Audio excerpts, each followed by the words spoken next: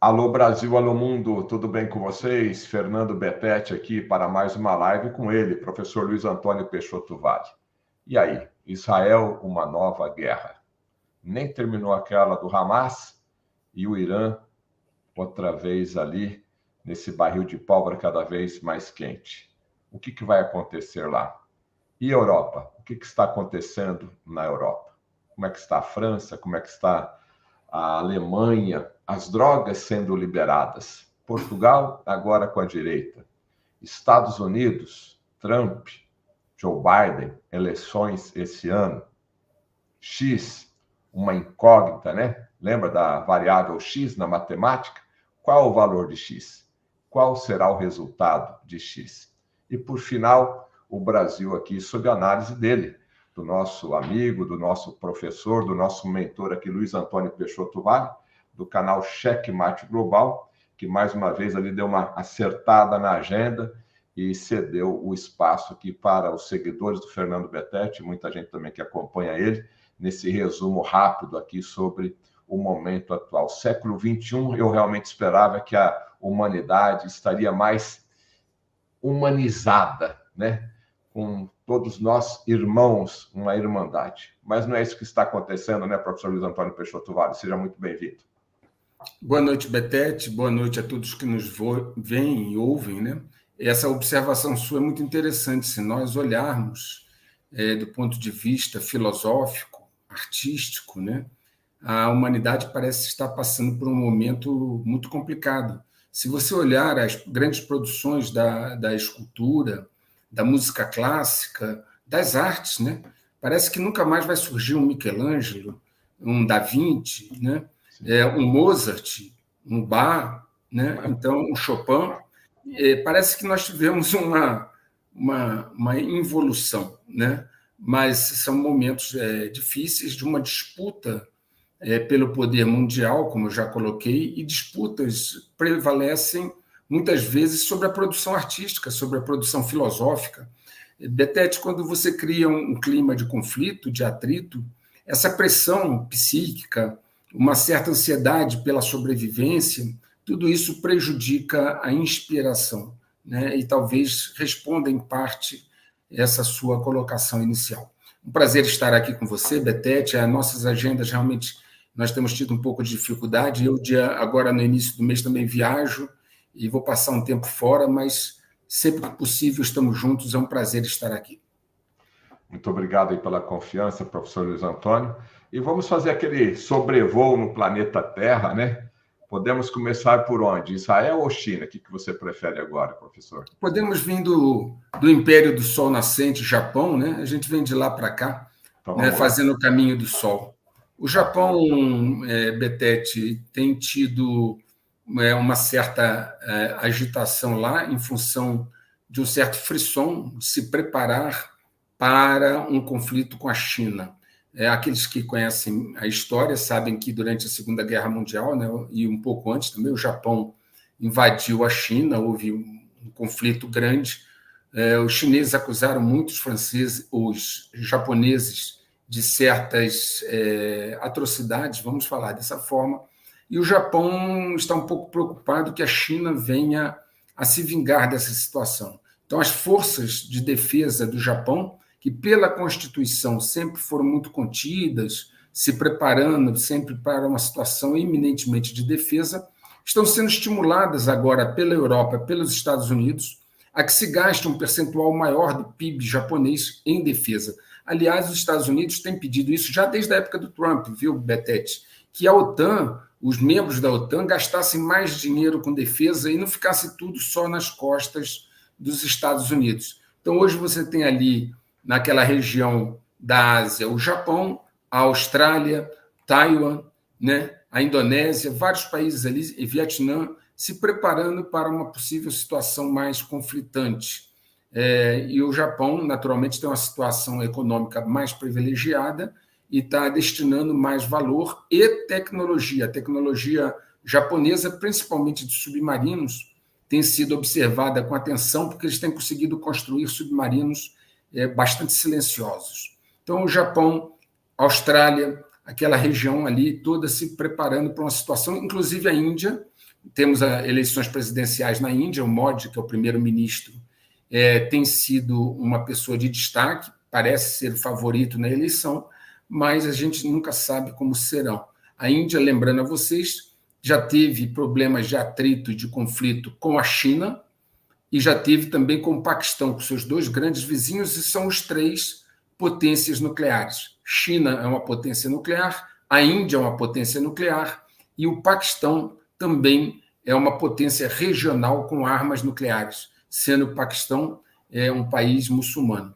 Então, a Índia tem uma situação ali bastante complicada para se equilibrar. Okay? Nesse momento, o presidente do Irã está visitando o Paquistão para fortalecer os laços entre eles, uma vez que, como eu disse, são países muçulmanos, e sendo o Paquistão uma potência nuclear. A China, Xi Jinping, tem enfrentado uma certa situação difícil na economia. A economia chinesa, Betete, não está tendo desempenho usual, por causa dos problemas, ainda não está no ritmo que tinha antes, por os problemas que a gente já comentou aqui, o mercado imobiliário lá se construiu excessivamente, há uma inadimplência grande, a Evergrande faliu, a Garden também não está bem. Então, o problema imobiliário reflete na questão do mercado financeiro, empresas estatais chinesas, inclusive, segurando bônus, não pagando mais bônus. A economia chinesa passa por um momento difícil. E o próprio Xi Jinping está num momento hoje não muito favorável também. Aquela famosa frase, Betete, onde falta o pão, todo mundo grita e ninguém tem razão. Se a economia não vai bem, Betete, não há governo que consiga sobreviver muito tempo. Lembrem-se da eleição do Bill Clinton, a segunda campanha do Bill Clinton, quando todos discutiam aquele problema daquele escândalo da Mônica Lewinsky, um dos assessores principais dele levantou e disse assim: é a economia, estúpido. Ou seja, foca na economia, tira a atenção disso. A economia está indo bem. Não vamos falar disso, vamos falar de economia. E o Bill Clinton acabou ganhando essas eleições, que foi o seu segundo mandato. Então, economia é fundamental. É difícil um governo sobreviver sem que as pessoas tenham a sua sobrevivência e algum conforto considerado. Então, a China se mantém aliada da Rússia. Por favor, Betete. Mas esse desgaste econômico, na China afeta ali a segurança, o poder do Xi Jinping, ou ele consegue passar por essa situação? Ele fez uma limpeza muito grande nos anos anteriores, chegou a prender 4 milhões de oponentes, sobre a guarda-chuva da corrupção. Veja, Betete, ele é um estrategista, diferente de outros que a gente vê por aí. Ele criou uma campanha anticorrupção, e aí você provar o que é corrupção e não é corrupção é um negócio meio complicado. E com esse pretexto, ele praticamente aniquilou a oposição. Principalmente também líderes antigos, como Jiang Zemin, Hu Jintao, ele simplesmente acabou, sob o pretexto da corrupção, prendeu, inclusive no exército chinês. Ele destituiu generais, ele fez uma mudança grande. Então, hoje, se vê que há pouco ânimo para confrontá-lo, uma vez que ele é um líder estratégico e extremamente obstinado. Ele não pensa 2 vezes em afastar alguém ou puni-lo de uma forma mais severa. Okay? Não é aquele camarada que fica pensando, indeciso, não. Ele tem estratégia e age. Okay? Quando ele criou aquela pseudo-revolta contra ele, foi apenas para conhecer os inimigos. Eu tenho um vídeo só sobre esse assunto, porque Putin, logo depois, fez a mesma coisa. Inventou uma marcha do pessoal do Wagner Group contra Moscou, e aí todo mundo saiu da toca para falar mal do Putin, ele identificou seus oponentes. Isso é um ardil que se usa notavelmente. Inclusive, esse vídeo que eu gravei sobre esse ardil que o Putin teve, imitando o Xi Jinping em grande parte, gravei, inclusive, aí quando eu estava aí passando por Maringá. Okay? O Putin, na época, fez a mesma coisa. Era impensável, eu gravei esse vídeo em junho do ano passado, era impensável, Era impensável que 25 mil homens do Wagner Group iam confrontar o exército russo, que tem mais de 1 milhão. Ou a própria guarda pessoal do Putin Só a guarda pessoal dele, que não é subordinado ao Ministério da Defesa, a guarda pessoal dele tem 400 mil homens, tá certo? O Exército Brasileiro não tem isso no Exército inteiro. Então, veja bem, pensar que... Esses sabem o que é ter o poder na mão, né? São caras que, a despeito de qualquer outra coisa, não estou entrando no mérito, são pessoas que sabem o que é poder. E é o que eu sempre disse aqui, Betete. Nós estamos falando de jogo de poder, não estamos falando de filosofia, democracia, nada disso. Nós estamos falando de jogo de poder. São duas pessoas, o Putin e o Xi Jinping, que, a despeito de qualquer outra análise, que eu possa até concordar, críticas, etc., em jogo de poder, são duas pessoas muito habilidosas e estão fazendo seus países avançarem rapidamente. As sanções contra a Rússia não deu em nada. A Rússia vai ter um dos maiores crescimentos esse ano. A Europa e os Estados Unidos, sancionando a Rússia há 2 anos, eles vão ter 3,2% de crescimento do PIB, tá? Com os ativos congelados pelos Estados Unidos e pela Europa. Então, eles aprenderam a superar as sanções econômicas, aprenderam a reforçar sua posição militar. A Ucrânia não tem nenhuma chance de ganhar. Os Estados Unidos, a Câmara dos Deputados dos Estados Unidos, aprovou agora 61 bilhões de dólares para a Ucrânia, que, segundo todos sabem, é jogar dinheiro fora. Não há nenhuma chance da Ucrânia ganhar essa guerra contra a Rússia. A Rússia continua avançando, a Ucrânia não tem mais muitas munições, já perdeu muitas pessoas, está fazendo uma nova convocação para o Exército. O Exército deve estar fraco também, né? Pessoas, né? Muitos doentes, feridos. Como eu já coloquei aqui, né? Hoje o comandante do Exército ucraniano é um russo. Tá? É um russo. Tá lá, vocês têm isso lá também no vídeo do canal. Um russo de família militar russa, tá certo? Com os avós dele lutaram na Segunda Guerra Mundial pela Rússia. Muito bem, então a situação na Rússia é essa, crescimento da economia de 3,2%, desdolarização, e na Ucrânia a posição consolidada. Alguns esperam, Betete, que há uma possibilidade de agora, no verão no hemisfério norte, ok? Inverno aqui para nós, mas verão lá, né? Talvez eles façam um avançozinho nesse período agora do verão para o outono. Muito bem. Essa situação consolidada, encerrada, dificilmente a Ucrânia tem alguma chance. O que nós estamos vendo é uma insatisfação grande dentro da Ucrânia. O Zelensky tentando se manter, trocou o chefe do exército, tem trocado algumas peças importantes, mas a chance é pequena. Com um detalhe, né? Só para lembrar, quando nós formos falar de Israel, lembrem-se que a OTAN, o Ocidente, né, tem essa frente na Ucrânia muito quente ainda.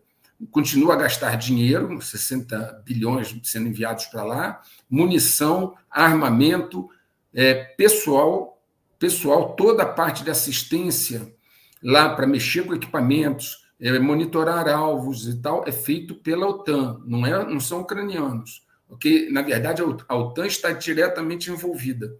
E, basicamente, a fronteira ali, o território que a Rússia tomou, a Ucrânia não retoma e, pelo contrário, os russos têm avançado devagar, mas constantemente. Então, essa é a questão da China. China, obviamente, aguarda o momento de retomar Taiwan. China apoia a Rússia completamente, é por isso que a Rússia conseguiu superar as sanções, não foi sozinha, não é mérito só da Rússia, é que a China passou a comprar dela, a Ásia começou a comprar da Rússia, o que a Europa e os Estados Unidos pararam de comprar. Então, a Rússia começou a vender, redirecionou para a Ásia suas vendas. E o inverso, a Rússia apoia completamente a China. E vou voltar só a uma observação que eu sempre digo, não são amigos, ok? É uma aliança estratégica circunstancial, dentro daquela famosa frase que eu já coloquei aqui, o inimigo do meu inimigo é meu amigo. E okay? Só temos interesse, né? Só interesses, os dois não têm nada em comum. A cultura russa é uma cultura europeia, são cristãos ortodoxos, não tem nada a ver com comunistas que estão na China. Quem governa a Rússia é o Partido Rússia Unida, o Partido Comunista é o segundo, eles são cristãos, não tem nada a ver com a China, é um outro modelo, é totalmente distinto. Todavia, como ambos foram hostilizados pelo Ocidente, se juntaram para se poder resistir aí e impor as suas vontades e seu estilo, né? Aí nós estamos aí já na Ásia, podemos ir para o Oriente Médio se você quiser. E só para reforçar aqui o entendimento, então, aquela sanção, né, dos Estados Unidos, o pagamento do sistema internacional, né, de transferência dos SWIFT. Valores, o SWIFT, a Rússia conseguiu contornar isso e valorizou ainda mais a moeda local dela, né? Exatamente. Inclusive, China e Rússia criaram um sistema próprio de liquidação financeira entre eles. Então, hoje, por exemplo, os árabes exportam, o Irã, os Emirados Árabes Unidos, exportam para a Rússia e para a China em moeda deles, local. Não usam mais dólar. E as liquidações financeiras têm sido paulatinamente levadas para esse modelo. Um outro exemplo, agora nesse ataque, quando nós fomos falar do ataque do Irã a Israel, com 300 mísseis e drones, o Irã não usou o GPS, que é um modelo de orientação por satélite ocidental, porque ele sabia que ele poderia ser boicotado. Ele usou o GLONASS, que é um sistema russo, em sua maior parte, que a Rússia e a China desenvolveram um modelo próprio de GPS. GPS entre aspas, né? Que tem outro nome lá. Okay? Para não ter a dependência do próprio inimigo, aí no caso, que é os Estados Unidos, né? E a Rússia, por exemplo, desenvolveu também seu modelo de internet, que é o Rusnet. Quer dizer, eles estão todo esse conflito gerou uma busca deles por independência em relação à Europa e Estados Unidos, o que é natural, né? Também a Europa e Estados Unidos não gostariam de depender deles para rigorosamente nada, né? Que bom, Maria Cristina, que bom. Obrigado aí. Bom, e agora, logicamente, Israel, Irã. Israel nem terminou ainda o conflito lá com o Hamas. O que a gente pode falar de Israel, professor Luiz Antônio? Mas antes de eu falar, de responder sua pergunta, esse aqui é o canal do professor Luiz Antônio Peixoto Vale, Checkmate Global. Eu não sei se você sabe, né, professor, mas o YouTube está mudando toda a disposição agora das thumbnails. Começou uma versão beta aí agora e está eles estão colocando aí de qualquer jeito. Então, você aí que está navegando, assistindo aqui, o YouTube está mudando as configurações de thumbnails. Então, essa tonalidade aqui vermelha, essa cor vinho, é porque eu faço parte aqui do canal de membros do professor Luiz Antônio Peixoto Vale, onde a gente tem informações privilegiadas, tá? Então, vai lá e se inscreva, professor Luiz Antônio, canal Checkmate Global. E agora sim... Esse vídeo 129 que você mostrou ali, eu coloquei ele tem, não sei, talvez 2, 3 dias, eu acho que foi no sábado ou na sexta-feira, é 3 só dias. sobre o ataque de Israel ao Irã. Eu coloquei ele no dia que Israel atacou o Irã, esse vídeo 129, ok? Então vamos falar desse assunto. Está no gratuito, né? Está no gratuito isso aqui. Esse aí está na comunidade aberta, ok? Então tá, 129. Isso. Todos que são azul são comunidade aberta e todos que são tonalidade de vinho aí são fechado, ok? Bom, vamos falar do 129, então. O ataque, o conflito, né? Na verdade, entre Hamas e Israel, que agora envolveu também o Irã e já estava envolvendo o Hezbollah. É necessário, Betete, e aí no 129 eu faço uma análise que levou quase 1 hora, já me reportando aos vídeos 122 e 121 que eu tinha publicado sobre esse assunto, mas assim, é necessário compreender um pouco desse contexto, né? Primeira coisa, Betete, no 7 de outubro do ano passado, o Hamas atacou Israel e houve aquela situação absurda que a gente sabe, ok? 7 de outubro. Isso significa que já são mais de 6 meses. Israel, então, retaliando esse ataque do Hamas, ingressou na faixa de Gaza através de uma ofensiva terrestre com as suas forças, IDF, Forças de Defesa de Israel, entraram em Gaza com 2 objetivos, Betete, vamos nos lembrar. Primeiro, resgatar os reféns. Você lembra que haviam mais de 100 reféns. Resgatar os reféns. Segundo objetivo, destruir o Hamas. 2 objetivos. O fato é que se passaram 6 meses e nenhum dos 2 objetivos foram alcançados. Isso é fato. Ainda tem 136 reféns lá na mão do Hamas. Alguns presumem... 136? Ou 132 ou 136. Já se presume que alguns estão mortos. Se acredita que hoje em torno de 95 estejam vivos, né? Mas isso são números que variam dependendo da fonte. O Washington Post é uma coisa, o New York Times é outra, né? O Jerusalém Post fala outra coisa, mas em torno disso, 130 e poucos reféns ainda, com provavelmente 95 vivos, 92, varia um pouquinho. Muito bem, primeira questão, Betete. Esse primeiro objetivo, resgatar os reféns, não foi conseguido. E o segundo, destruir o Hamas, também não. E já se passaram 6 meses. Ou seja, imagina você que você propõe a fazer duas coisas, resgatar os reféns e derrotar o Hamas, destruir o Hamas, como o Netanyahu sempre falou, e após 6 meses, um exército poderoso como o de Israel não conseguiu fazer isso em relação ao Hamas, que é um grupo pequeno. O Hamas, perto do Hezbollah, ele é pequeno. Tá certo? Se você pegar o meu vídeo 122, Betete, eu dizia que Israel entraria num cheque de 5 posições. É o 122. Isso, é isso aí, ó, 122. Eu coloquei aí, ó, Israel entra em cheque de 5 posições. E eu dizia, nessa época, outubro, novembro, que Israel estava se deixando arrastar para uma armadilha. Viu, Betete? Isso é importante. Por quê? Porque a situação não era tão fácil de ser resolvida como parecia. E outra coisa, era necessário, Betete, mais tempo para se preparar para esse conflito. Por quê, Betete?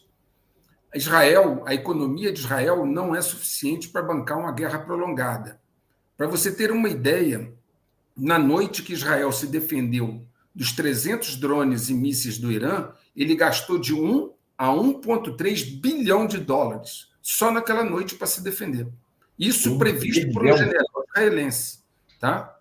Está tudo no 129. Eu cito o general israelense que, inclusive, deu essa estimativa. Está tudo no 129. Você imagina, Betete, numa noite, né, aí já lá no 129, que é o que eu coloquei agora atualizado.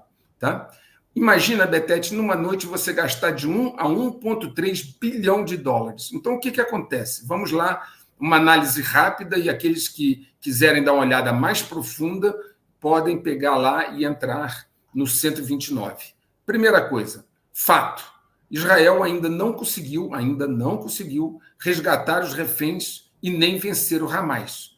E o fato do Hamas ainda manter vários dos reféns mostra que o Hamas ainda está com poder de fogo. Primeiro ponto. Segundo ponto, Betete, conforme eu tinha previsto no 122, hoje você tem Irã envolvido, tem Hezbollah envolvido e Hamas envolvido. Ou seja, eles evitaram um confronto direto, mas eles estão... E os Houthis no Mar Negro. E mais um detalhe, tá? Os Houthis no Mar Negro estão bloqueando o comércio lá no Mar Negro. Tá? A maioria dos navios não quer mais passar lá. Os Houthis estão no Iêmen, o Hezbollah no Líbano, o Hamas em Gaza. Então, o conflito se ampliou, ainda que, estrategicamente, eles estejam atuando de forma local. Para você ter uma ideia, Betete, eu cito isso no 129, uma fragata francesa, a Frame, ela teve que sair do Mar Vermelho porque não tinha mais munição. Os Houthis atacaram ela constantemente, ela gastou toda a munição, não conseguiu repor a munição e teve que sair de lá, uma das fragatas mais modernas da França. Okay? Então, os Houthis estão atacando, o Hezbollah está atacando pelo norte, o Hamas continua no sul e o Irã financiando e montando a estratégia disso tudo. Então, nós começamos a ver como as coisas estão acontecendo. 6 meses depois, os objetivos não foram atingidos.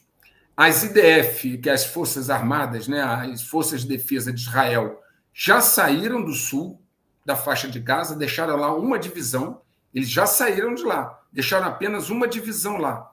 Com uma divisão, se com todas as divisões não tinha conseguido vencer o Hamas e resgatar os reféns, com uma, então, nem pensar.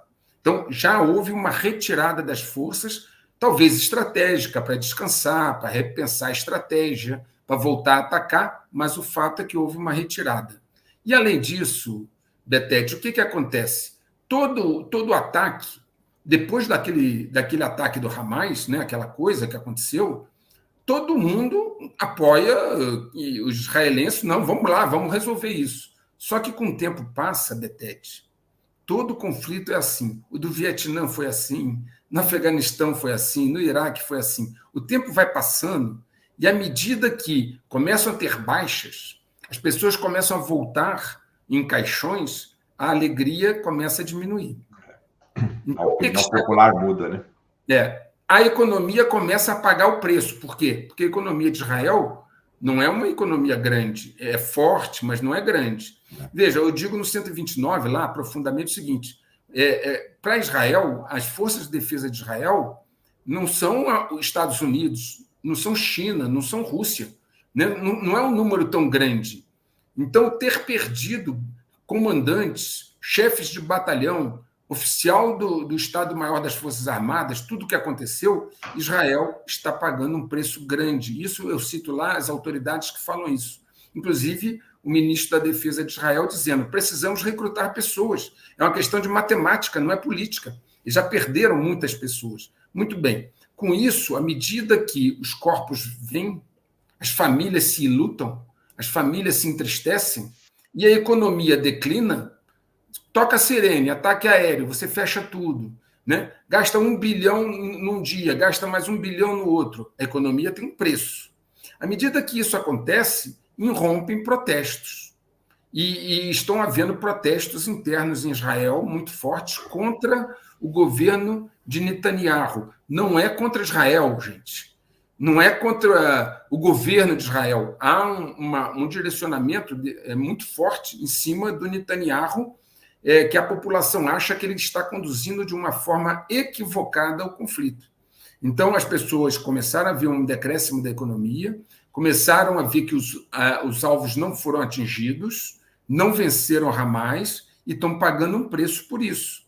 Qual é o preço? O preço da economia e o preço das pessoas mortas. Isso é muito grave. Então, houve agora uma coisa inédita, só para ir rápido, lá no 129 tem os detalhes, um protesto onde o pessoal invadiu o Knesset, que é o legislativo de Israel.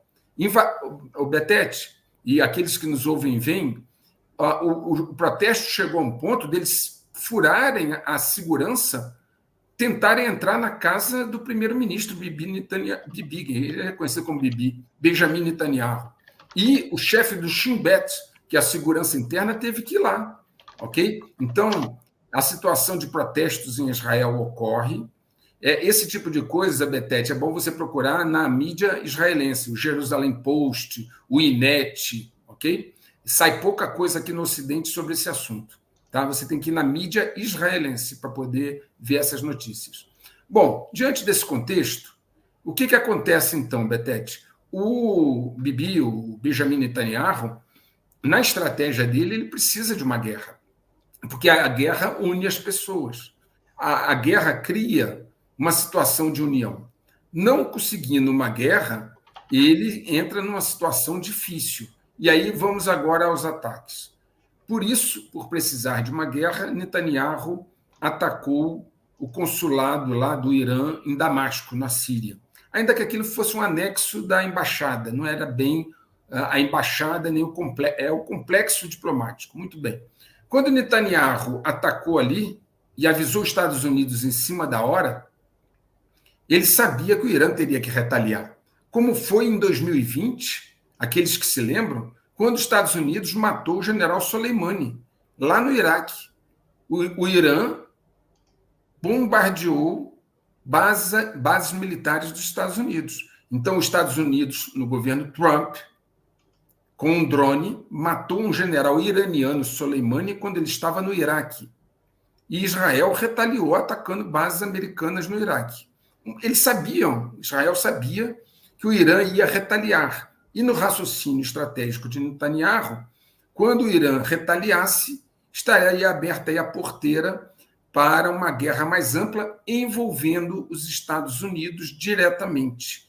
Por quê? Porque ele precisa que os Estados Unidos se envolva diretamente, porque a economia financiar essa guerra precisa haver dinheiro dos Estados Unidos. Muito bem, o que aconteceu? Os Estados Unidos mandou dizer que não ia se envolver.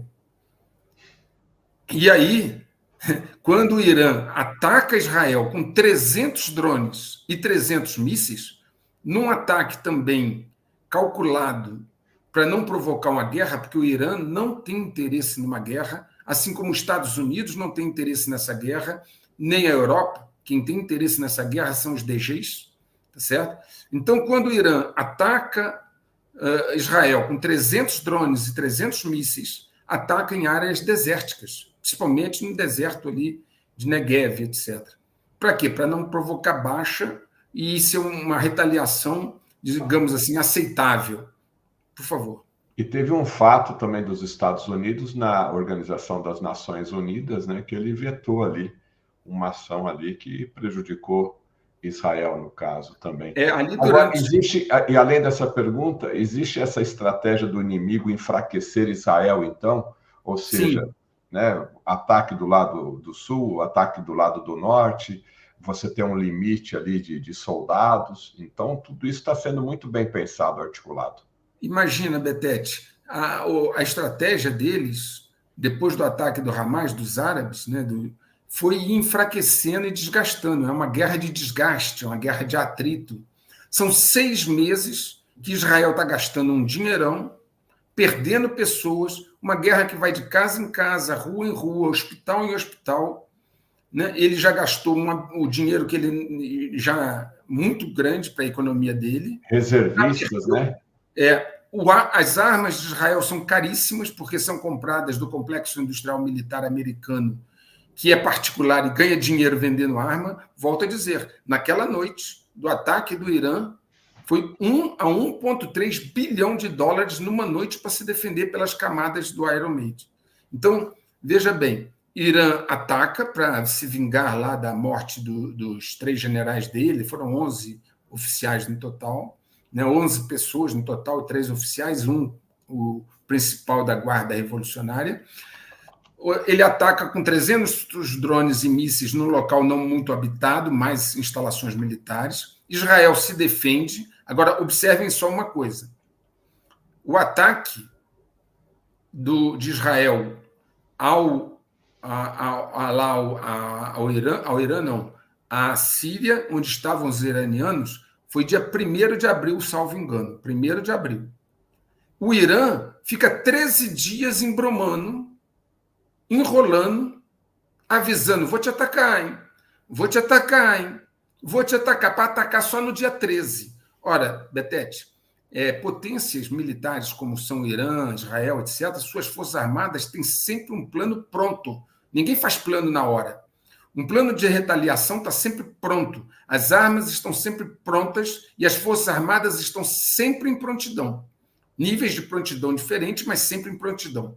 O fato de Israel ter ficado avisando, vou te atacar, é porque os Estados Unidos, isso foi noticiado, inclusive o Irã reconheceu isso, né? Estados Unidos falou assim, olha, segura aí um pouquinho, deixa a gente se preparar. Aí os Estados Unidos preparou as defesas, Inglaterra preparou as defesas, Israel preparou as defesas e a Jordânia prometeu ajudar, porque os mísseis iranianos tinham que passar no espaço aéreo da Jordânia. Muito bem, 13 dias depois que está tudo certinho, Tá. Pode atacar? Pode. Aí o Irã atacou, a maior parte dos mísseis foram destruídos no caminho, ele teve um bom motivo para dar para a sua população. Israel não recebeu um ataque devastador, uma coisa simples, fácil de resolver e pronto. Ok? Muito bem. Primeiro, deixa eu pontuar uma coisa para vocês entenderem esse contexto. Por que os Estados Unidos não têm interesse nessa guerra?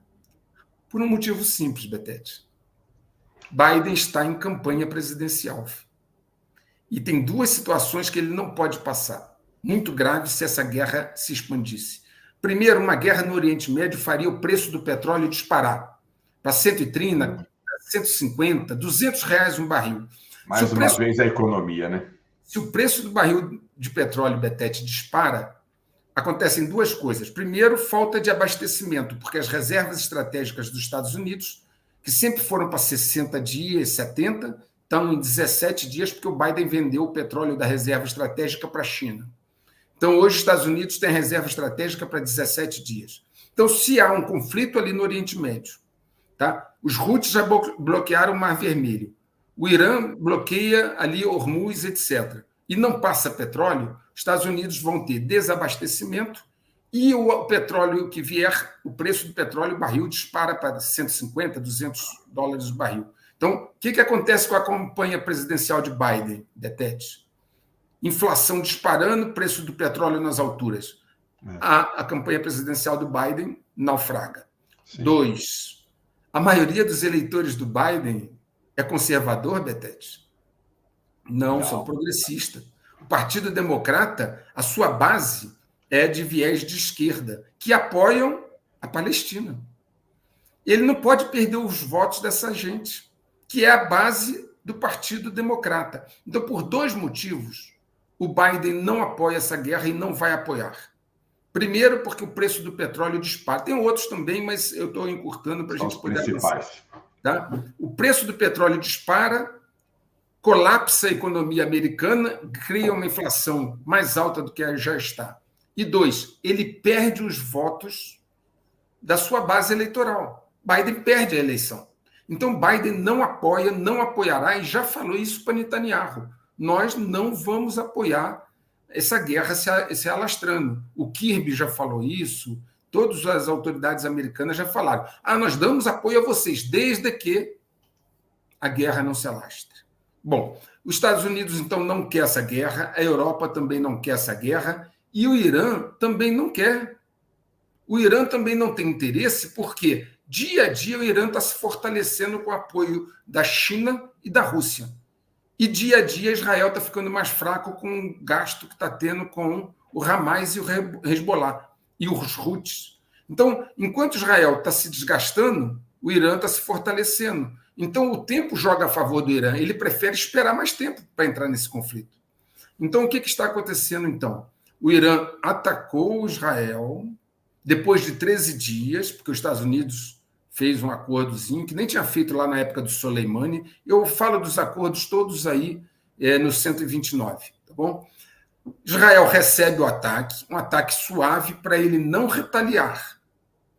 Aí, isso dia 13. Aí começa uma pressão para retaliar, da ala ultra-ortodoxa do governo de Netanyahu, pessoal mais de direita. E aí ele fica numa situação, cara, vocês estão querendo que eu retalie, os Estados Unidos diz para não retaliar. No dia 19, então, Israel faz um ataque ao Irã, que não é um ataque, né? O Irã falou que foram 3 drones e diz que não saiu nem de Israel.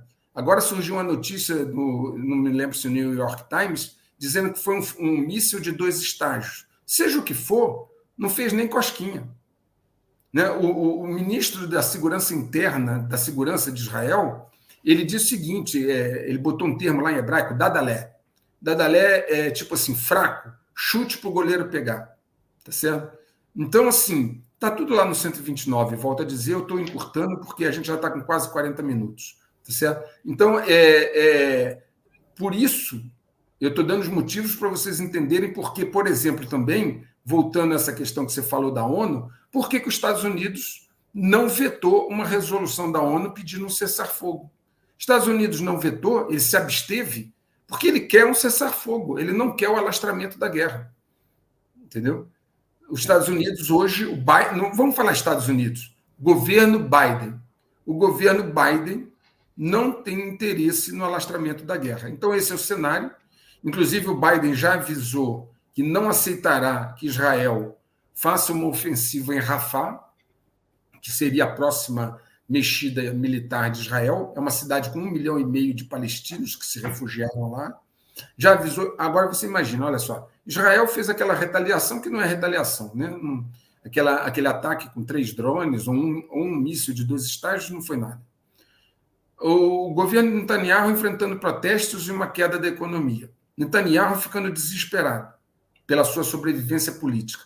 Inclusive, no meu 129, eu mostro um relatório de ameaças de risco da comunidade de inteligência dos Estados Unidos, onde eles dizem isso, que eu estou falando aqui, que Netanyahu provavelmente vai ter problemas como protestos. Está tudo lá no 129. Agora, ele está numa situação difícil. Por isso que ele praticamente não retaliou. Ele já tirou o exército do sul de Gaza, já tirou o exército, ficou uma divisão. Os Estados Unidos não quer que ele ataque Rafah. Ele não venceu Hamas. Ainda tem os Houthis lutando contra eles lá, lançando míssil no Mar Vermelho. Tem o Hezbollah e o Irã esperando a hora do que vai acontecer.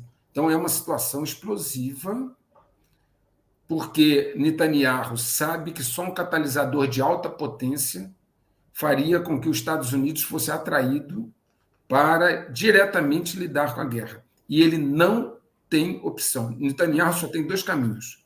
Ou uma guerra total, que traga os Estados Unidos para dentro da guerra, para financiar a guerra e dar armas, ou Netanyahu vai cair. Eu queria um comentário seu, professor, sobre a tecnologia, né? Porque você comentou aqui agora há pouco que os mísseis, drones caíram no deserto. Estamos no século XXI, tecnologia total, ou seja, cadê como a gente diz aí, vê no filme, né? A mira, né? Para determinados alvos estratégicos, sendo que a maioria foi abatido, e aí o que caiu nessa questão de deserto. E a questão de Jerusalém ali, na mesquita, né, que é o ponto sagrado tanto do povo judeu como do povo muçulmano. Como é que você avalia esse ataque audacioso aí do Irã? Tanto o Irã quanto Israel fizeram seus mísseis chegar onde eles queriam. Eles não caíram no deserto por acaso, não. Não foi um erro do alvo.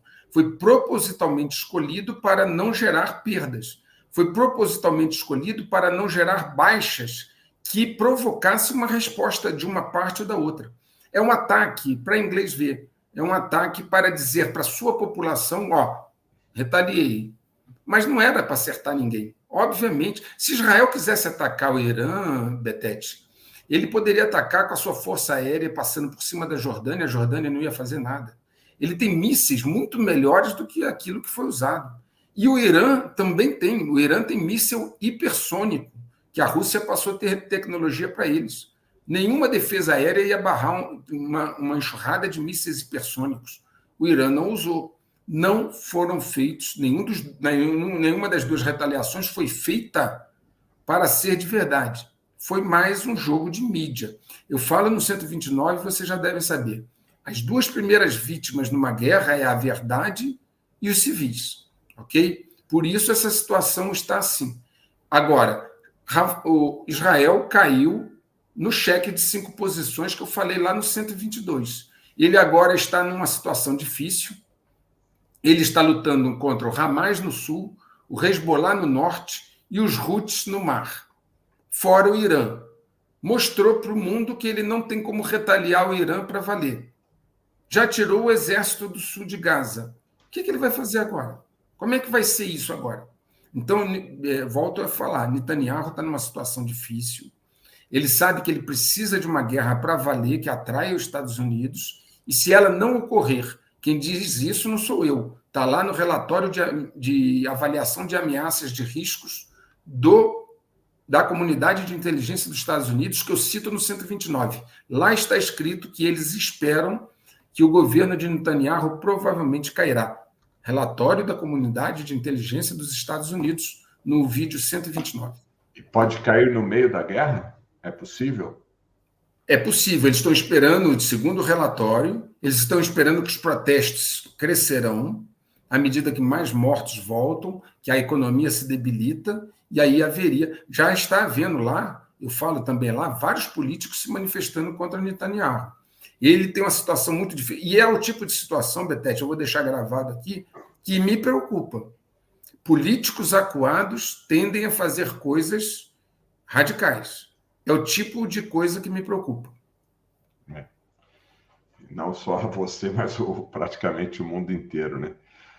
Estou aqui conversando com o professor Luiz Antônio Peixoto Vale, do canal Checkmate Global. Vai lá, por favor, e se inscreva no canal dele, caso você ainda não esteja inscrito, e pode se tornar um membro também do canal do professor Luiz Antônio, assim como eu já estou inscrito lá na parte de membro, onde você tem acesso a informações privilegiadas, tá certo? Vai lá e se inscreva no canal Checkmate Global. Professor, como o nosso tempo está curto, se quiser ir direto para os Estados Unidos... Sim, vamos pular a Europa. A Europa não surgiu nada de realmente importante assim.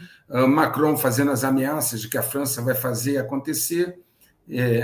Não tem nem como considerar isso uma coisa muito séria, né? A França não tem nenhuma chance num conflito com a Rússia. Pulando a Europa, então, ainda que alguns líderes europeus e da OTAN queiram a guerra, ok? Mas isso, por enquanto, está ainda contido. Vamos aos Estados Unidos. Corrida presidencial. Betete? Está começando contagem regressiva já. O Trump é franco favorito. Todas as pesquisas dão Trump como o vencedor, mas ele está enfrentando uma batalha judicial ferrenha. Ainda agora, continua esse risco? Continua. Ele está tendo um julgamento agora que ele vai ter que pagar 175 milhões de dólares de fiança. Ele, inclusive, reclamou que não deixaram o juiz, eu acho que de Nova York, não autorizou ele a ir na formatura do filho. Vamos chamar ensino médio aqui no Brasil, né? O ensino... eu acho que o filho dele estava na high school. O juiz proibiu ele de ir na formatura do filho. Para vocês terem uma ideia, vocês precisam entender que esses absurdos estão acontecendo nos Estados Unidos. Por exemplo, quantas pessoas sabem, Betete, que nos Estados Unidos ainda tem mais de 30 pessoas presas por aquele problema no Capitólio sem julgamento até hoje em Washington? Presas sem julgamento. Até hoje, em Washington. Estados Unidos. Por causa daquele problema no Capitólio, que foi parecido com daqui. Um foi no dia 6, o outro no dia 8. Tá certo? Agora, estão lá presos até hoje. Ok? Sem julgamento. E o Trump está enfrentando uma situação parecida com uma situação local. Eu estou evitando dar nomes para te ajudar, mas todos estão entendendo muito bem. Né? Está sendo perseguido o Trump, principalmente na área jurídica. Ele está enfrentando diversos processos que estão esgotando ele, não financeiramente, porque ele tem muito dinheiro e tem muitas também doações. Apoiadores, né? Mas eles estão esgotando ele e impedindo ele de fazer campanha. Se você, Betete, está indo numa audiência toda hora e não permitem que ele não vá na audiência, né? Você não está fazendo campanha, pô. Você está lá aparecendo no tribunal. Entendeu? Então, o Trump está sofrendo aí uma retaliação profunda. Há uma discussão séria sobre a imunidade dele, porque os advogados dele entendem que a imunidade dele como presidente continua quando ele sai, pelos atos que ele cometeu como presidente, não pelos atos que ele cometeu depois que saiu. Mas a imunidade cobriria os atos enquanto presidente. E a justiça de lá, que tem o mesmo viés daqui, em vários aspectos, né, tentando tirar ele das eleições ou prejudicá-lo bastante. Então, essa é uma questão que se desenrola lá. Biden... Mas ele poderá ser candidato, aquela questão que estava sob júdice na Suprema Corte. Essa foi afastada. Essa questão de ele ficar inelegível foi afastada até o momento. Ok? Mas você vai desgastando a pessoa. Vamos supor o seguinte, Betete, vou falar metaforicamente. Eu quero, por exemplo, prejudicar você. Eu abro um processo contra você em cada estado da federação. Na justiça estadual. Você vai ter que nomear um advogado em cada um dos 27 estados. Ou o seu advogado vai ficar viajando o dia inteiro. Você entende? Eu vou te desgastando. Você começa a ter problema financeiro, você começa a ter desgaste emocional, desgaste físico. E essa é uma estratégia que foi muito utilizada. Tá bom? Então, Trump é muito inteligente, sabe disso, é bilionário, tem dinheiro, mas é desgastante. Você pode ver que a Melanie está um pouco afastada por causa do desgaste. Ela não quer se aproximar muito disso. Biden continua com os problemas cognitivos, né? Falando que, não sei, o avô dele foi comido por canibal, confunde os países. Ele não fala coisa com coisa, né? Ele está com problemas cognitivos sérios. Um cara, eu acho que ele está com 81 anos. Seria um desastre imaginar ele mais 4 anos. O cara não consegue fazer uma campanha e fazer um discurso. Imagina governar, né? Então, essa eleição dos Estados Unidos, eu peço a vocês que tenham muita atenção com ela, porque ela é um ponto-chave. Por exemplo, é por causa dessa eleição que Biden está pressionando Israel a não ir para as vias de fato com o Irã nem com ninguém, porque ele precisa garantir os votos. Okay? Há toda uma discussão também sobre como vai ser essas eleições no que tange, Betete, aqueles votos pelo correio. Vocês sabem do que eu estou falando. Okay? Então, vamos aguardar. A economia americana, nas estatísticas, está muito bem, mas na vida prática não está. tá? Muitos denunciantes comentando que estão havendo distorções nas estatísticas, fraudes nas estatísticas, né? E isso, se você olhar as cidades americanas, estão um caos de violência. Sim. A violência irrompeu nas cidades americanas, Chicago, São Francisco, Los Angeles, Nova York, de uma maneira incrível. Tá certo? As empresas saindo, lojas fechando. Então, assim, vou dar um exemplo de uma fraude que está sendo muito comentada lá nos Estados Unidos, né? A estatística de emprego. Pegaram empregos de meio expediente de imigrantes, colocaram como se fosse emprego da população americana em período integral. Então, assim, as coisas não parecem ser como estão nas estatísticas. Entre a estatística e a realidade, é mais interessante para um analista imparcial ir lá e olhar a realidade do que está acontecendo nas ruas, inclusive uma enorme epidemia de fentanil, como eu já comentei aqui. Pessoas zumbis nas ruas. Vocês vão encontrar vários vídeos na internet das pessoas. Você está vendo, né? As pessoas acampadas nas ruas, urinando, defecando nas ruas, o cara já não tem mais veia no braço, injetando na perna. Enfim, a situação é caótica, ok? Caótica, muito grave mesmo. Tudo leva a crer que ela não vai melhorar. Então, qual vai ser a saída? Imagine a pressão que está tendo à medida que os dias passam. Daqui a pouco, mais uma semana, nós estamos em maio, e a eleição é daqui a pouco. O tempo é muito rápido, quando a gente vê, já estamos na eleição. Okay? Então, nós caminhamos para um momento decisivo, porque essas eleições têm um impacto a nível geopolítico. Okay? E a dívida monstruosa dos Estados Unidos também, né? Continua impagável, o serviço da dívida está ultrapassando o orçamento de defesa, orçamento de defesa 860 bilhões, alguma coisa próximo disso, e o serviço da dívida vai chegar a $1 trilhão. Enquanto isso, aprova um pacote de ajuda para a Ucrânia, para Israel, para Taiwan, sei lá mais para quem, enquanto as fronteiras dos Estados Unidos estão abertas aos imigrantes. Okay? Quem quiser, vá lá, veja a mídia americana, vai ver que essa é a discussão que está lá hoje, no dia de hoje. Okay? O Senado ainda não aprovou o pacote, quem aprovou foi a Câmara. Estava previsto de aprovar hoje o Senado. Até um pouco antes daqui, o Senado ainda não tinha aprovado, pelo menos eu não recebi nenhuma notícia. Hoje, o Senado americano vai aprovar ou não esse pacote de, eu acho que são 95 bilhões, 61 para a Ucrânia, que foi aprovado pela Câmara. Outra coisa, Betete, o Johnson, que é o presidente da Câmara dos Estados Unidos, hoje é considerado um traidor. Ele fez tudo ao contrário do que ele disse que ia fazer, sendo que o McCartney, que antes dele, foi deposto exatamente por fazer essa mesma coisa. Só que os republicanos da Câmara estão um pouco fragilizados, porque estão com a maioria de uma pessoa só. Maioria de um é bem complicado.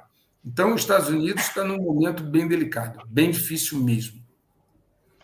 Bom, Brasilzão, o que a gente pode falar do nosso Brasil? E muita gente perguntando aí do tal de X, mas, pessoal, eu e o professor aqui, nós temos um cuidado especial com a plataforma, então vocês prestem bem atenção aqui nas metáforas que serão faladas aí nesse momento aqui que a gente vai abordar o caso Brasil. Bom, é incrível que para gerar uma situação adversa ao que estava antes, foi necessário alguém de fora, né? Essa pessoa do X realmente resolveu reagir agora. E deixa eu dizer uma coisa a vocês, eu não me iludo com os seres humanos, ok? Por isso não tem ismos no meu canal e nem fulanização. Ele é dono do X já, eu acho, uns 2 anos. Essas coisas aconteceram há 1, 2 anos atrás. Por que não reagiu antes? Bem, reagiu agora, está ótimo. Mas fica aí essa pergunta, ok? Tem 2 opções. Ou ele não sabia o que estava acontecendo no Brasil, o que eu não acredito. É um tremendo gestor, não é bobo, sabe o que está fazendo. Tem contratos enormes com a comunidade de inteligência, tem contratos enormes com o complexo industrial militar. A SpaceX, hoje leva a maior parte dos satélites e ninguém tem contratos com empreiteiros militares, ninguém tem contrato com o Departamento de Defesa, ninguém tem contrato com o Pentágono, sendo tolo. Sim. Entenderam, né? Tem um conselho, né, de analistas e gestores, geopolítica e economia de altíssimo nível. Então, ele tem um raio-x diário de todo o planeta, né? O Pentágono, o Departamento de Defesa, dentro da comunidade americana, tem lá 17, 18 agências grandes, né? Não te daria um contrato se você não fosse um cara alinhado, um cara bem informado, um cara preparado. Imagina você colocar a segurança nacional dos Estados Unidos, porque a SpaceX, hoje é que leva a maior parte dos satélites. A SpaceX tem uma constelação que é a Starlink. A Ucrânia só conseguiu lutar porque a SpaceX, a Starlink, desculpe, liberou os sinais de satélite para ela, senão a Ucrânia não teria lutado. Olha o peso desse cara hoje, tá certo? Então, veja bem, bobo ele não é. Informação ele tem na palma da mão. E aí, voltamos à pergunta. Por que esperou 2 anos? Tem um motivo. Por quê? Tem um motivo. Ok? Tudo tem um motivo, porque há o momento do bote, né? Você se finge de morto até a hora que você precisa. Muito bem. Aconteceu, houve o problema, a pessoa que hoje governa o país, que não é o presidente, não teve a estratégia necessária, se deixou levar pelo seu lado mais emocional, achando que ia confrontar o homem mais rico do mundo, e não é rico. Onassis era rico e não tinha poder. Ele é rico e tem poder, porque ele tem informação, porque ele tem satélite, porque ele tem armas, porque ele tem contrato com o Pentágono, ele tem contrato com o Ministério da Defesa, ele tem contrato com a National Security Agency, ele tem contrato com o CIA.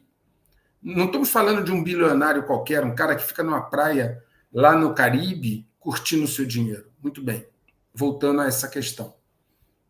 Ele agora fez um movimento, porque foi induzido ao movimento do X.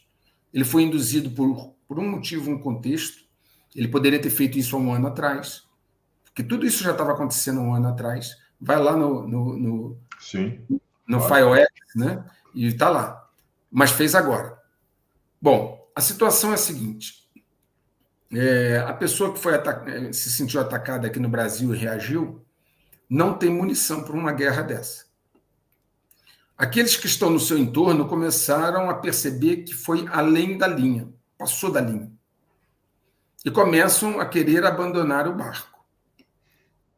Então, esse alguém que foi atingido e reagiu ao X, ele está tomado por um momento de emoção e não de estratégia. Ele é um bom estrategista, mas agora ele está naquela coisa de o meu ego, minha vaidade, eu fui atingido. Tende a ter um certo dissabor. Por quê? Porque uma andorinha não faz verão. À medida que os outros olharam em volta e falaram, caramba, comprou uma briga difícil, você sabe que o cara que não é teu amigo é o primeiro a abandonar o barco, né? Ele estava do seu lado pelo interesse. Se você não tem o que dar a ele, você não consegue alimentar as feras não ficam. Tá certo? Então, o que acontece? Ele, do Brasil, ainda tem o apoio de algumas organizações importantes ou grupos importantes. Todavia, paulatinamente, esse apoio está se enfraquecendo. Agora vamos falar em termos geopolítico e estratégico. É da natureza de todo o sistema, quando percebe um risco elevado concentrado numa peça, no jogo de xadrez é assim. Você dá essa peça. Entendeu? É exatamente isso aí que você fez. Você está acompanhando bem a comunidade. Né? Você oferece ela, ok? Isso está sendo oferecido agora, Betete. Tá certo? E aí há repercussões. Por quê? Porque é um jogo. Por exemplo, nós temos agora, até o final do ano, a troca do presidente do Senado, Pacheco. Você pode falar nome porque nem peão é abaixo de peão. Então, ele era um entrave a qualquer coisa no Senado. Vai ser trocado até o final do ano. Então, nós temos outra coisa, Betete. Ocorrendo um problema grave geopolítico, nós teremos um problema econômico. Você deve estar acompanhando uma desaceleração da nossa economia. Sim. Okay? A aceleração, a velocidade, o dinamismo e o vigor que existia foi aquele que foi herdado do ano lá, anterior, tá certo? Você já vê pessoas tomando coragem de confrontar diretamente o primeiro mandatário daqui, que não é o presidente, eu estou falando ainda da... Né? Você viu a manifestação que foi na Paulista, depois agora em Copacabana. Você já viu o Congresso dos Estados Unidos mandando relatório pedindo explicações. Você já vê a imagem... Né? Então, a coisa está tomando um outro caminho. Se nós tivermos um problema econômico, de uma crise econômica profunda, com desinvestimento, aí, voltando para nós, casa que falta o pão, todo mundo grita e ninguém tem razão. A primeira coisa que o sistema... Estou falando sistema, mas vocês estão entendendo o que eu estou falando. A primeira coisa que o sistema faz é procurar um culpado, irmão. Alguém vai ter que pagar essa conta. Não existe almoço de graça. Alguém vai pagar a conta. Tá certo. Está muito claro. Professor, parece que você está promovendo um novo evento. Você quer dar umas palavrinhas ou já nem adianta porque já está lotado? Já lotou e excedeu, né? Nós tivemos um em abril, vieram pessoas de 5 países. Estou fazendo agora um em maio, também estão vindo pessoas da Europa, dos Estados Unidos, do Canadá, mas já está lotado, não é necessário nem comentar. Tá certo. Meus amigos, eu tenho um compromisso hoje aqui também e combinei com o professor, a gente sempre procura ser exato aí na nossa carga horária. Quero agradecer ao professor e convidar você a se inscrever no canal Checkmate Global. Lá você vai ter o 129, com essa análise mais resumida, mais atualizada. E na área de membros aqui, que eu também sou inscrito, você tem essas análises mais profundas. Então, não perca tempo. Se você tem curiosidade, se você tem desejo, muito mais do que desejo, necessidade de estar bem informado, que é o que sempre o professor prega aqui, vai vir uma tempestade. Então, vai vir a tempestade, uma capa de chuva, se protege, né? Fica ali protegido e você não vai ter aí nenhuma grande surpresa. E é informação. Esse senhor aí, que é o cidadão mais rico do mundo, ele tem informação. E a informação manda no mundo. E você fica o quê? Já sabendo o que vai acontecer. Então, não se preocupe. Eu tenho certeza absoluta, eu já faço várias lives com o professor. O Fernando Betete da primeira live era um, e o Fernando Betete dessa live aqui é completamente diferente. Tenho certeza que tudo vai dar certo.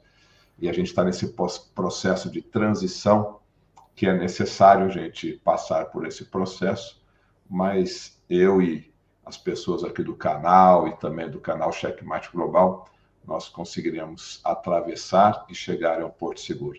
Professor, a sua mensagem aí para a nossa seleta e qualificada audiência. Betete, há dois momentos que vão ser relevantes também, além da questão dos Estados Unidos. Em maio agora vai ter uma reunião da OMS para discutir o tratado pandêmico. Você sabe do que eu estou falando. E os seus espectadores também sabem, eu sei que você os mantém informados. E em setembro vai ter uma reunião da ONU também para tratar de um modelo de declaração de crises mundiais. Vão ser 2 momentos importantes, maio e setembro, onde os países terão a possibilidade de reafirmar a sua soberania ou não. Você não tem a menor dúvida que, aparentemente, China e Rússia, Xi Jinping e Putin não vão nem ligar para isso aí. Mas o Ocidente tem um outro modelo, né? Um modelo progressista de governos diferentes. Tá certo? Maio, OMS, para tratado pandêmico, e em setembro, Nações Unidas. Muito bem, não importa o que aconteça, Betete, você já sabe disso. Não importa o que aconteça, você que me ouve e vê, que se resguarda, que tem um interior rico, forte, seguro, onde as traças não comem, o que a ferrugem não corrói, lá você tem um porto seguro. Não importa o que acontecer aqui fora, você estará bem. Você é responsável pelo seu próprio barco. Você é responsável pelo rumo que você dá à sua própria vida. Haja com discernimento, com bom senso, com imparcialidade. Ouça o seu coração. Ouça aquela voz que vem, aquela voz interior, que vem do seu coração e do divino, e você estará bem, eu tenho certeza. Muito obrigado, Betete, pelo convite. Obrigado a você que nos ouve e vê, você que nos concede o seu tempo às 20 horas de uma noite. Sou grato a todos vocês. Sigamos juntos e unidos por essa travessia.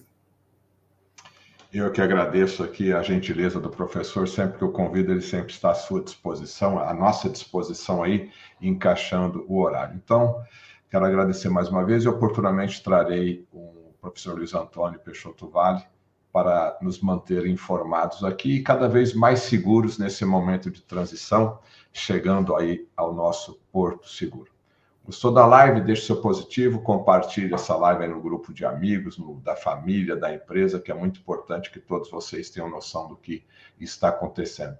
E colabore com o canal do Fernando Betete, que continua censurado. Quem sabe aí alguma coisa muda rapidamente, né? Mas enquanto está censurado, eu preciso da sua ajuda. Faça sua doação aí através da chave Pix. Obrigado, professor. Obrigado a você que nos assiste e até a próxima live. Tchau.